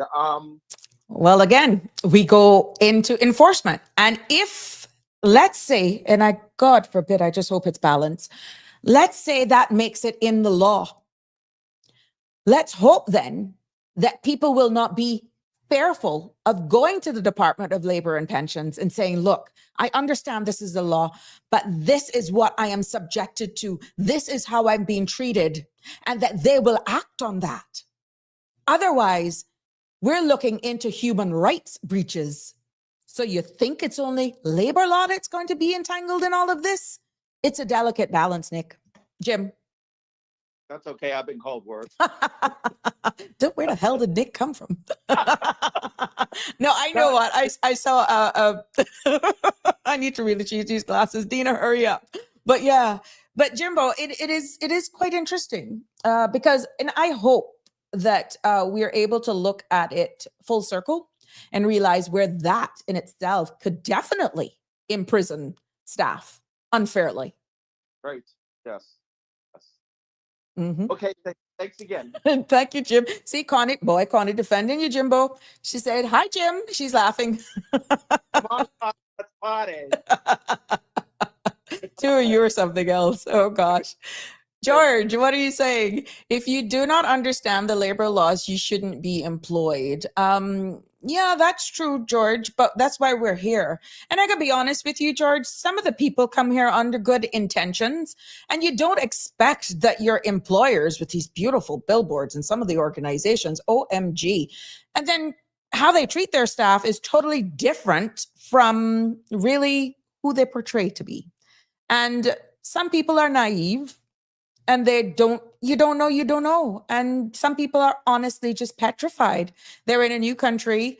They don't know. And that's why sometimes they actually stay within their pockets. But look here now, George, you open up another topic. What if based on your nationality's network, because we have organized groups, we got cells, and they actually are a part of the recruiting process to get you here for a better life. You could be imprisoning yourself just based on those terms and conditions as well. So we got a bigger issue here, and it's good to just shine the light on it, which is what I said at the opening of this show, that we're drawing back the curtains to make it very obvious. We're not coming after any government agency. We're highlighting it to you to say, look, that this is an issue, but real lives are being impacted. Every case that is overlooked, every case that is reported and is being scuffed at, that is someone who's in breach of the law.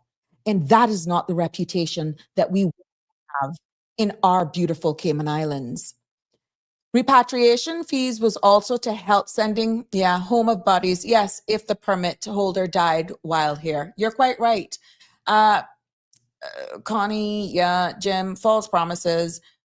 Yes. So these are realities of what we're facing here in the country. And I'm hoping that the links that I was able to share there with you would help you actually have some faith in the system, to be honest with you.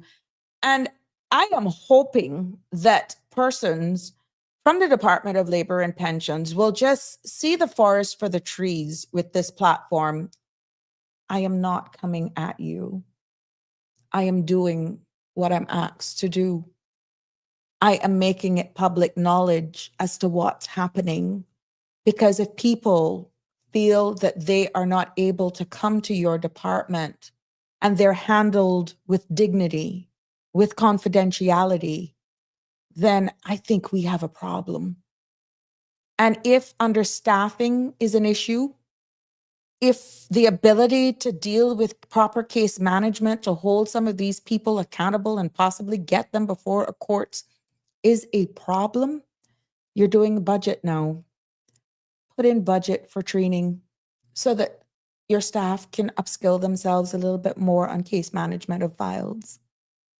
This is by no means being sarcastic. It's an honor to be a civil servant. I was once there. It is a noble role to hold, to be in the civil service. But we also need to understand that that comes with a huge responsibility. Your soon-to-be outgoing deputy governor has worked hard with this branding of being world-class. And some of the services that are offered by the Cayman Islands government, they can only be accessed by your department. And this particular topic, saved by you going personally to retain the services of an independent lawyer, you are the front lines and the fighters to help our people. And that's even Caymanians who have been in positions where they have been in an environment with unscrupulous employers. I know that it is hard sometimes for you to execute your duties or separate your relationships, or even knowing some of these organizations that you all know are treating their staff badly, because we may be classmates, we may be bosom buddies, we may be friends, God forbid, maybe even family. But look at your responsibility in the execution of your duties and just look at it objectively and treat people with dignity. And I'm hoping that by means of airing light on some of these issues today and the realities, that for those employers who did not or may not understand what their responsibility is when it comes to applying for work permits, that maybe those favors in work permits, because you're a Caymanian, you just got to take out a work permit to help a friend, that you realize the liability that you're taking on. Because whether or not they're on or off the clock, the holder of that work permit, the organization that is the holder of that work permit, is legally responsible for them on and off duty. And I'm hoping that this is a stark warning and a reminder of those persons who are possibly making a business out of how much work permits you can take out, because each week your workers are paying you a dividend, that it stops today. And I'm hoping that each employee will be encouraged that if you're not getting the salary that is declared on your work permit, that you know you have the right to complain. That if you're in an organization where they're not providing you with pay slips, that you have a right to complain.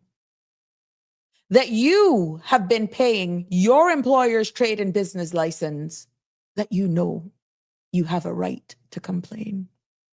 That you also know that that's against the law. Two wrongs don't make a right, but we have to start somewhere. And I agree with you, Jim. We do have a problem, but it starts with us. It starts with us. It starts with everyone who signs the contract and says, I am a civil servant. It starts with us. It starts with every Caymanian who applies for a trade and business and gets that trade and business approved. And now you can get them a dime a dozen, because once you're Caymanian, you don't even have to pay the fee. You get discounted rates, but know the liability that you're taking on. And many employers out there are in some high risk industries. They don't have workman's compensation. They don't have adequate insurance for their staff. And the risk of their employees is through the roof. But I hope today it stops here. I have done my best to create a level playing field. I'm not coming after no one organization, but I am here to report what is being reported to me. And we have a problem, it seems, in the BRAC. We have a huge problem on the BRAC. I don't know where the problem is derived, be it with the two major contractors, or whether the major issue is with the subcontractors, or is it both? But I need to educate everyone. And I'm going to make that my promise to you, that one day out of next week, I will put the spotlight on the labor law so that we can break it down. And it's not what Sabrina says, but I will break down the labor law so that both employer and the worker, the employee, knows their rights. Because the more you know, the better it is for everybody. And to me, it would make dealing with these cases that much more easier. Because if you have somebody coming in to make a complaint to the Department of Labor and Pensions, and they have followed what is required of them, it should make your case easier. That should be a walk in the park.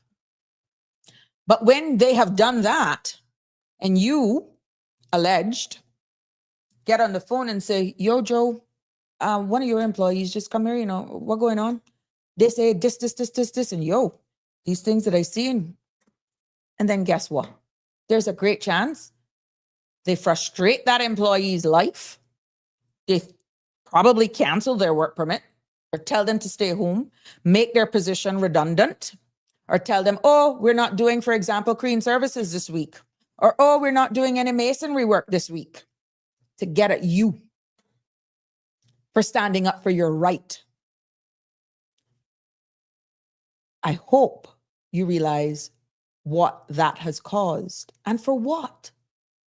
When you're there to do your job, you're not there to take sides. That's what the law is for. That's what the Labor Appeals Tribunal is for.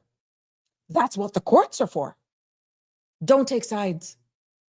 And because you know that these persons who are coming to your organization are actually, the high percentage of them is not from here. And how much unreported cases are actually in our community? It'll probably blow your mind, including Caymanians. Yeah, including Caymanians. We're bigger and better than that, but we all have a responsibility. And we even have a greater responsibility if we're in these roles within our government department. And I will continue to put the spotlight right here. And I will not stop. I will not stop educating you, because I feel the more educated society we have, the better outcomes we will have. But do not, I beg you, do not be intimidated by your employer. And I know some of you may say, yeah, but Miss T, you got it easy. You from here. I have a daughter trying to finish school. I may have school fees come January. Oh my God, it's September. I have to send this back home, trying to build on a room. I'm trying to put on a roof. What good is all of that if you work yourself to death? What good is all of that? But you have laws here. You really do. You do. And I just want to make sure that both sides know their rights. Out here, as a member of civil society, I have a duty. I made you that promise when I started this platform, thanks to cmrtv.com, that I would educate, inform, and yes, where your voices take center stage and they matter. That's why I do all of that preamble at the beginning. You think I'm just doing it because I want to talk? No, there's a reason for everything I do at the beginning of the show. But when it comes from an informed place, you can take that to the bank. And everything that I've shared here with you is on the public's domain. So when you see me look over here, I'm actually looking at different websites and I'm cutting and pasting and I'm putting it here in real time for you. Nothing that I said here today in regards to the processes, your rights as a worker, how you look at permits and how you sign is not, that's facts. They are all facts. So one commenter, and I'm still trying to figure out how I copy stuff and put it up here, but I'm getting private messages, well, not private messages, on the 9368255 number. And this commenter says, I think it would help to keep businesses in line if businesses' license are denied to employers who have been found in violation of labor laws. Commenter, I'm going to be very honest with you. That would be an excellent idea, but you got to nab them first. And it starts with the DLP. It starts with the DPP's office. So yeah, we have excellent ideas, but it takes the willingness of those who are there to enforce the laws in order to make that meaningful. We can sit here all day and bash our politicians. Our lawmakers, we can revise and amend every legislation that we have in this jurisdiction. If the operational arm does not uphold the same laws, you are flogging the wrong individuals. If the laws lack the teeth, it's your politicians. If they engage with the public, and bring these legislations forward, take your recommendations, which is why you have policy advisors, and they engage with you, the public, in order to put the proper legislation in place that is fair and balanced and not in breach of human rights and do not fall outside our Constitution. We don't have anybody else to blame but the operational arm. Because it's for them then to go out and do their jobs and find these unscrupulous employers. But you can't do that if I'm not going to go on a job site or enter a business place because that's where I get my hair done or my wife get her hair done. It shouldn't matter.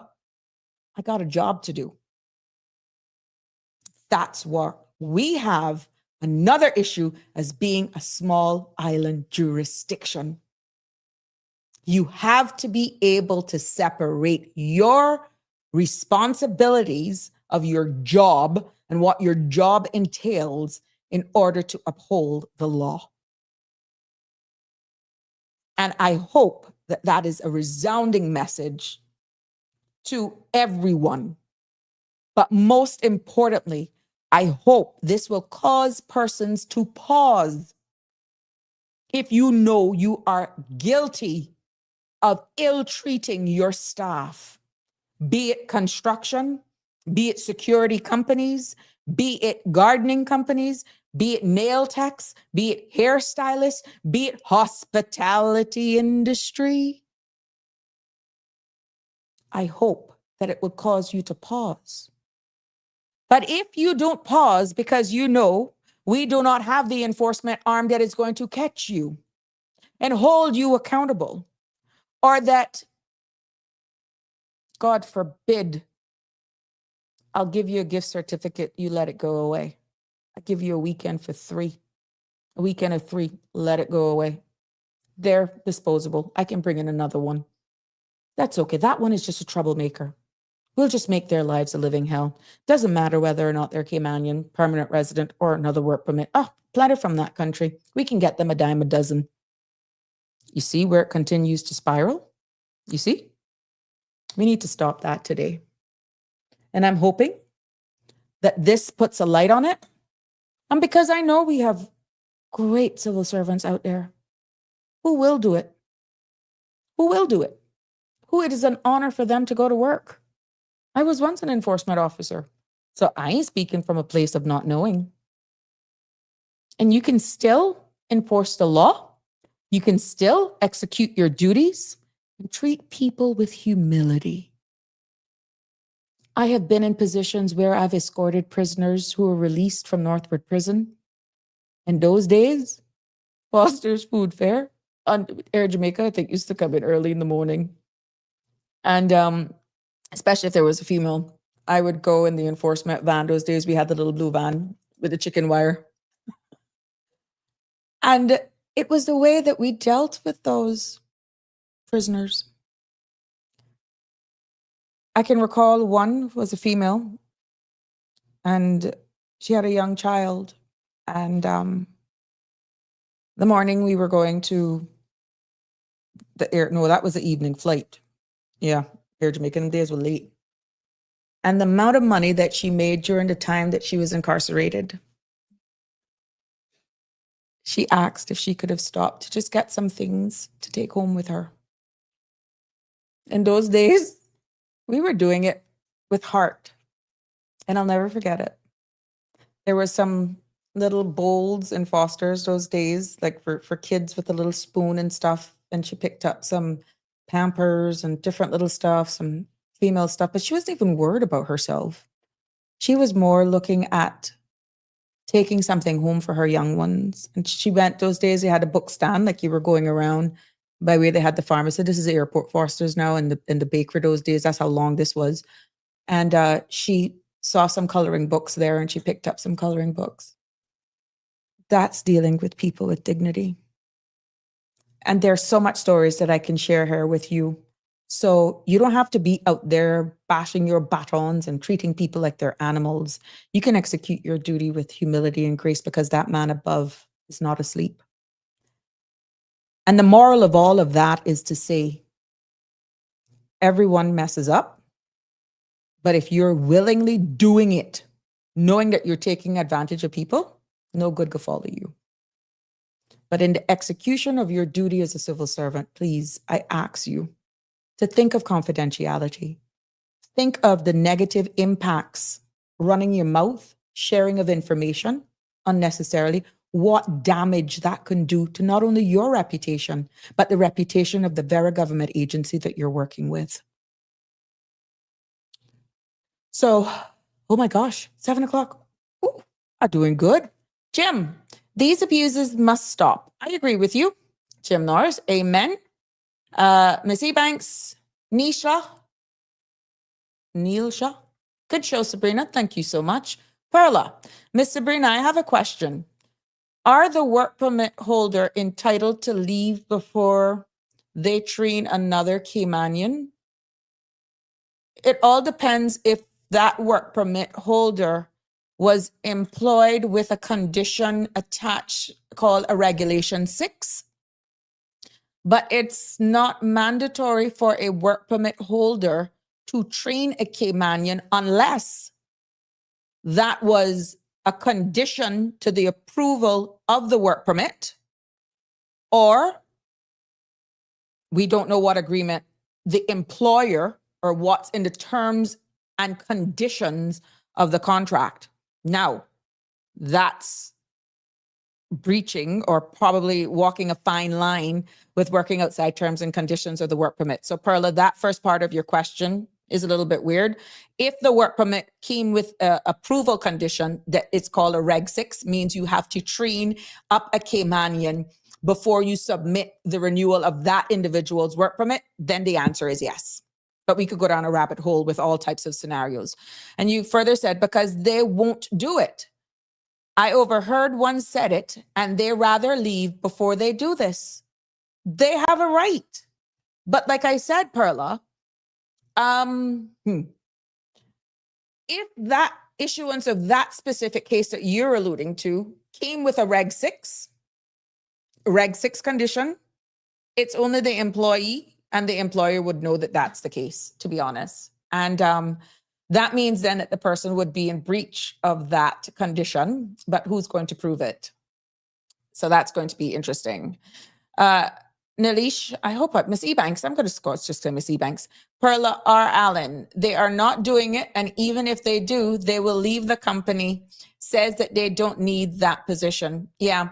And this is where, you know, when we talk about training of our locals, and I think the deputy governor alluded to that, to say that, you know, contracts would be entered into where the wording in it will say that you have to train up a Caymanian, be it for the 2 years, for the life of your contract. It's easy. If you are wanting to come and work in the Cayman Islands and one of the terms and conditions of your contractual agreement is that, look, I'm only going to have you here for 2 years, 3 years, whatever the term of the contract is. And one of the conditions of that contract baked in there is that you have to train a Caymanian during this time, because that Caymanian or that individual will be replaced, and they're once they have identified a person, then it is the right of that person to consider whether or not they want to continue with that employment process. And then who is there to double check if what they're training you is even legit? So there are a lot of anomalies with that, and we got to be careful with that, because there's a resentment in those persons saying that, yeah, we want you because we don't have the skill sets here in the Cayman Islands, but, you know, we're only going to want you, we're going to use you for 2 or 3 years. And then after you train our Caymanians, then you leave. It ain't nothing wrong with that. You know, you got to look at it in its totality. But then it takes an individual. You have some persons who don't care, who are retired maybe from where they're coming from and come with a special expertise. And I hope that the good doctor do not beat me up for this, but contrary to what people think, from the day the current CMO, Nick Gent, arrived in this island, the first thing he said to me as a minister, please help me find a Caymanian or Caymanians that I can train during my time, that they will be the replacers of me in this position. That man has said that on public platforms over and over and over. And that was when I knew me and you could be friends. Because one of the biggest things that I said during my tenure, succession planning must be obvious. And our Caymanians must see that pathway. We must see stories or opportunities where Caymanians in the workforce must see themselves aspiring, and the pathways should be there for them to do what it takes in order to one day reach the top. And that's where I raised my hat to that man. He was unapologetic at finding or making sure that during his tenure that a Caymanian would be trained to be placed in his position. What's going to happen? That's Section 55. I wish them all the luck. George Bodden, don't mind. I don't know what you were referring to. Michelle Campbell, this is very informative, Miss Sabrina. Thanks so much. Jim, any change to contract must be stated within that contract or a new contract, and both the employer and employee must sign it and date it. There we go.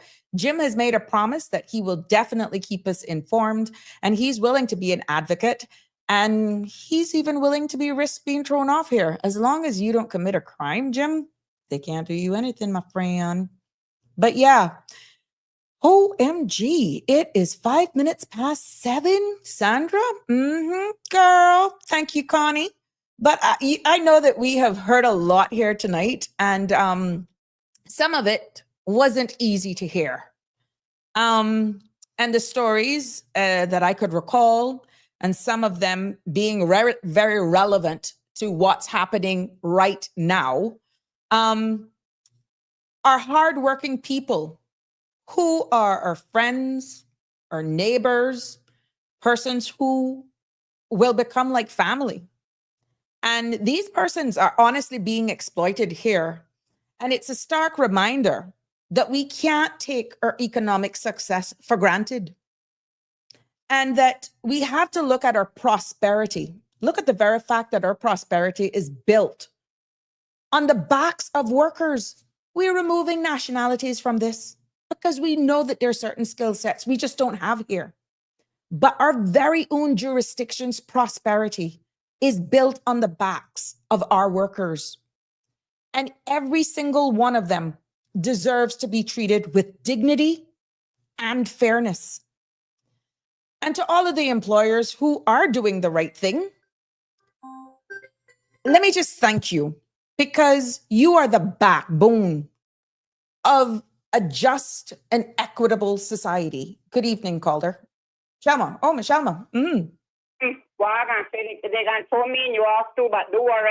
I'll carry you with me. But what Sabrina just said about that last individual that she just talked to that want a Caymanian to train to take their job, please hurry, quick, train the Cayman. That's all I gotta say about that. I'm not going into no more details. Okay, thank you. Please hurry, train them. If you're not going yet, please, please, I need that. And Jim, if they throw you off me and you go in together, do all about that. I got a good place to go. God dug it. Thank you so much, caller. Now, getting back, because I'm trying to wrap up here, I would be in breach of cbrtv.com and the next scheduled program as of the 1st of September. But, you know, what we actually prove here is that businesses can actually be profitable and compliant with all the laws here in the Cayman Islands, but you got to take greed out of it. You got to stop extorting people. You got to be fair. And we honestly need more employers to follow your lead. These are to the good employers. And to be honest with you, to the small majority of employers who choose the path of exploitation, that's the only word that comes to mind right now. Let me be clear that what you're doing really right now, what you're doing is not just unethical. It's darn right out illegal. And the Cayman Islands Labor Act of 2021 and other related laws, as I've alluded to earlier, from pension to health, are not just suggestions, you know. They're not just there. They're not just suggestions. They are the laws of our land. It is the reputation of who we are.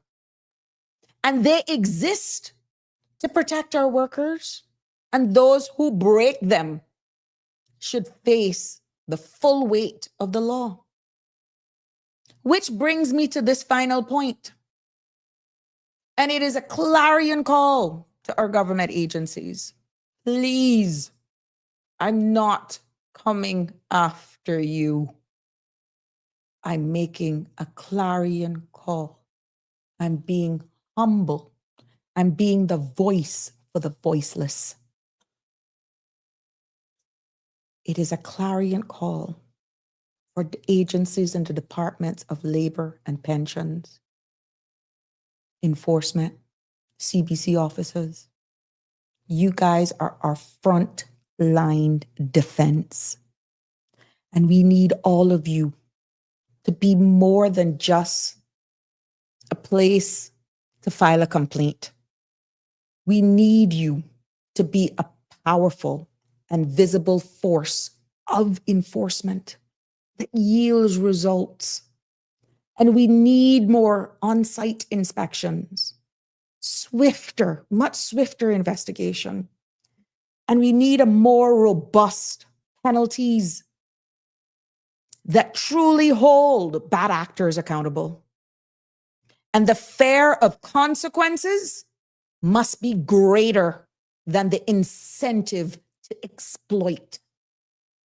Because when you just get a pat on the wrist, a particular nationality is over there, one born here a second. Irreplaceable. So what? They're not going to miss you. That needs to stop. And the work of building a prosperous nation is honestly, in my humble opinion, a shared responsibility by everyone in this space. So this evening, as I wrap up, let's ensure that the foundation is not just built on exploitation, but it's built on fairness, respect, and justice for every single person who contributes to our beautiful country we call home. Don't make, because your eyes look funny, your hair is straight, and you this and that take away from the big picture. And I want to thank you for putting up with me. I want to thank you for your participation. And I want to continue to be a force, a space where you're safe, and a place where you can be informed, enlightened, as we work for a better Cayman society. Until tomorrow evening, please do have a good evening. For God's sake, go enjoy the rain. And I go and have me a cup of Milo, because boy, today we're rough. Until tomorrow. Love you. Take care. God bless. That's a wrap for today's edition of Sabrina Speaks. Thank you for tuning in and for being part of the conversation. Remember, the dialogue doesn't stop here. Stay engaged, stay informed, and most importantly, stay empowered. We'll be back tomorrow at 5 p.m., same time, same place, right here on CMR TV and radio, where your voice matters and your truth is heard. Until then, Cayman, take care of yourself and each other. That's it for today's edition of Sabrina Speaks, where your voice matters, your story counts, and your truth is always welcome. Join us weekdays from 5 until 6:30 p.m. right here on CMR TV as we dive into the topics that matter most to you. Catch the show live or on demand at cmrtv.com. And don't forget to follow us on Facebook, YouTube, and Instagram so you never miss a moment. Until next time, stay informed, stay engaged, and always speak your truth.